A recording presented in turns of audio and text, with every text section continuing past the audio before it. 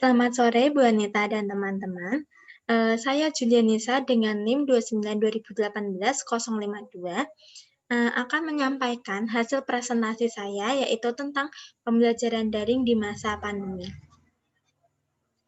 Di sini saya menarik 4 pokok pembahasan. Yang pertama, hakikat pembelajaran daring. Yang kedua, tipe-tipe pembelajaran daring. Yang ketiga, dampak positif pembelajaran daring. Dan yang keempat, dampak negatif pembelajaran daring. Apa itu pembelajaran daring?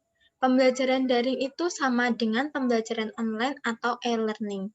Menurut Dahlia, pembelajaran daring adalah teknologi informasi dan komunikasi untuk mengaktifkan siswa untuk belajar kapanpun dan dimanapun. Sedangkan menurut Fitriani, Fauzi, dan Sari, pembelajaran daring adalah inovasi pendidikan yang melibatkan unsur teknologi informasi dalam pembelajaran. Pada saat ini, Indonesia tengah dilanda virus corona atau COVID-19 sehingga dituntut untuk melaksanakan pembelajaran daring. Sehingga guru dituntut untuk menggunakan media teknologi informasi dalam pengemasan pembelajaran mereka. Tipe pembelajaran daring itu sendiri ada dua. Yang pertama, synchronous training atau pembelajaran tatap muka, seperti pada gambar ini, atau pembelajaran secara langsung. Jadi siswa dan guru melakukan pembelajaran di waktu yang sama dengan cara mereka memanfaatkan video conference seperti menggunakan Zoom atau Google Meet. Yang kedua ada asynchronous training atau pembelajaran secara tidak langsung. Di sini guru dapat memanfaatkan learning management system, contohnya Google Classroom, atau Moodle, atau Canvas, dan lain sebagainya.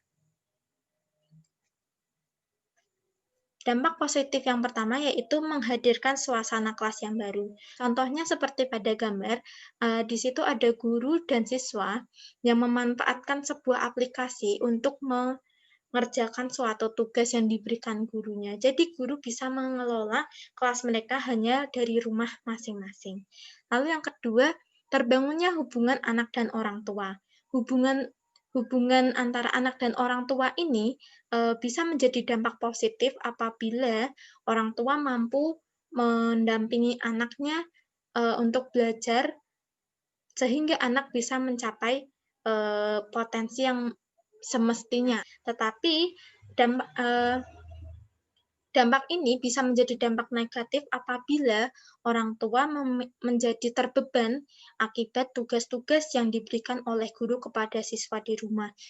Di sini saya menetapkan pada dampak positif karena siswa dan orang tua bisa menjalin relasi, di mana orang tua bisa belajar dari anak tentang teknologi yang ada, dan anak bisa memperoleh informasi-informasi atau bantuan dari orang tua untuk mengerjakan tugas-tugas mereka. Dampak positif yang ketiga yaitu meningkatkan proses belajar yang efektif, efisien dengan memanfaatkan berbagai macam platform yang ada. Hal ini membuat guru harus mengasah keterampilan mereka dalam mengelola kelas. Dampak ketiga ini berkaitan dengan dampak keempat, karena guru harus mengolah kelas mereka sedemikian rupa agar kelas itu menjadi kelas yang menarik untuk siswa. Lalu yang terakhir, dampak positif terakhir yaitu dapat mencari informasi dari berbagai sumber kapan saja dan di mana saja. Contohnya dengan memanfaatkan Google, sehingga siswa tidak hanya sekedar mengetahui sesuatu hal hanya dari guru. Tetapi dampak ini bisa menjadi dampak negatif apabila anak tersebut terlalu memiliki rasa ingin tahu yang berlebih, seperti contohnya pornografi. Lalu dampak negatif dari pembelajaran daring itu sendiri, dampak individualis dan membuat anak menjadi kecanduan bermain gawe. Sebenarnya dampak negatif ini merupakan dampak jangka panjang dari pembelajaran daring karena mereka harus memegang gadget hingga mereka menjadi kecanduan dengan yang namanya internet dan lain sebagainya. Mereka menjadi individualis karena mereka merasa mereka bisa berkenalan dengan banyak orang hanya dengan menggunakan media sosial yang ada. Mereka bisa tanpa harus mereka berinteraksi secara langsung, sehingga mereka mengabaikan orang-orang yang ada di sekitar mereka. Lalu dampak negatif pembelajaran daring yang selanjutnya adalah anak menjadi bodoh dan malas. Di saat mendapatkan tugas dari guru, anak-anak lebih memanfaatkan Google. Mereka menggunakan mesin pencari Google untuk menjawab soal-soal mereka, sehingga mereka tidak berpikir bagaimana mereka dapat menjawab soal-soal tersebut, tetapi mereka mencari cara instannya, yaitu dengan cara mencarinya di Google. Mereka hanya tinggal mengcopy dan menempelkannya pada halaman lembar kerja mereka, dan itu sudah selesai.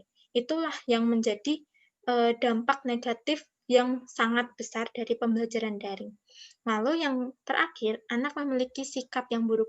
Sikap di sini berkaitan dengan sikap sosial mereka.